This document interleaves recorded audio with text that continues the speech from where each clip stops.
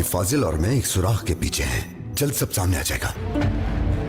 अंताकिया में तुम्हारे अजदाद ने बहुत हो गया सलाहुद्दीन। मैं तुमसे आखिरी बार पूछ रहा हूँ बेलियन, भूख के मारे लाशें तक खा गए थे एक दूसरे की। क्या तुम वाकई एबेलियन हो?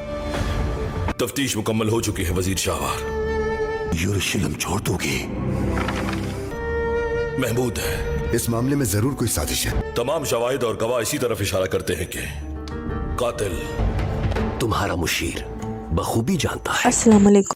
नूरुद्दीन जंगी सलेबियों के सरदार से कहता है कि तुम्हारा मशीर अच्छी तरह से जानता है कि अंताकिया में तुम्हारे अजदाद ने भूख के मारे लाशें तक खा गए थे एक दूसरे की। दूसरी तरफ यारूकी वजीर शहवार से कहता है कि तफ्तीश मुकम्मल हो चुकी है और तमाम सबूत और गवाहान इसी बात की तरफ इशारा करते हैं कि कातिल महमूद है। दूसरी तरफ सलाहुद्दीन का चचा भी उससे कहता है कि तफ्तीश को मुकम्मल करो, तो सलाहुद्दीन उससे कहता है कि इस मामले के पीछे जरूर कोई साजिश है, मैं और काजी इस मामले के पीछे हैं, जल्द सब कुछ सामने आ जाएगा। तो उसका चचा कहता है कि बस करो सुल्तान सलाहुद्दीन।